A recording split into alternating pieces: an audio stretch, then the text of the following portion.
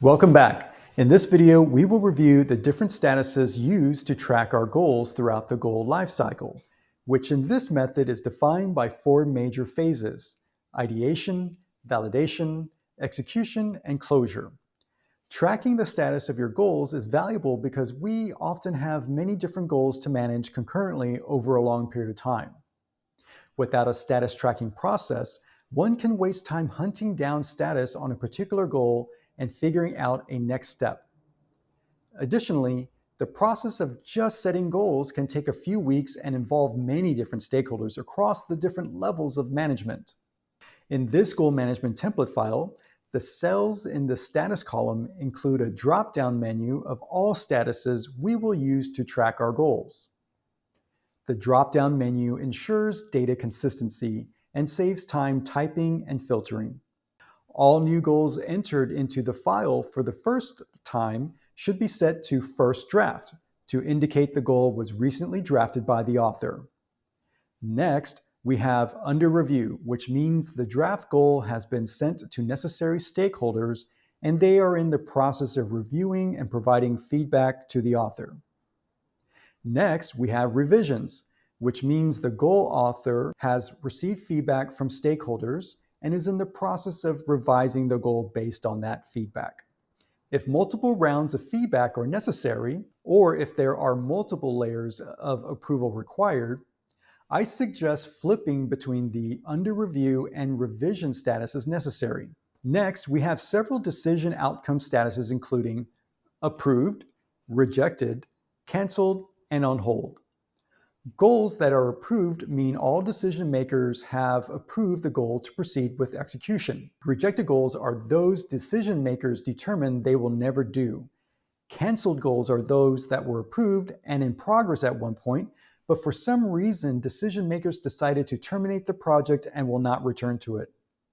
Both rejected and canceled goals are placed into the Archive Goals tab for historical record purposes. Goals that are put on hold are those goals that are approved with the intent to execute them sometime in the future, such as another quarter. This includes goals that have not started and goals that were in progress previously. If the on-hold goal is targeted for the current year, I suggest leaving it in the Goal Tracking tab, and if longer than 1 year, I suggest placing it in the Backlog Goals tab. On a related note, for goals that appear to be a good idea, but are not yet ready to be reviewed and validated, I suggest placing these into the Backlog Goals tab as well so they can be revisited at a future planning meeting. Once all goal decisions have been made and goals have been appropriately classified and moved to the appropriate tabs, what remains in the Primary Goal Tracking tab is a focused list of approved goals to track during the execution phase. Once goals are in their execution phase, we will simply track three statuses: on track, off track, and done. I recommend leaving detailed statuses like % complete to the project schedules of your goals. Furthermore, it is critical to have agreed upon definitions for these execution progress statuses. For some people and organizations, accomplishing 80% of a goal by the end of the quarter is sufficient to call a goal done, while for others, that means leaving the goal as off track. In either case, any milestones not completed as planned during the current quarter should then be incorporated into the following quarter's goal.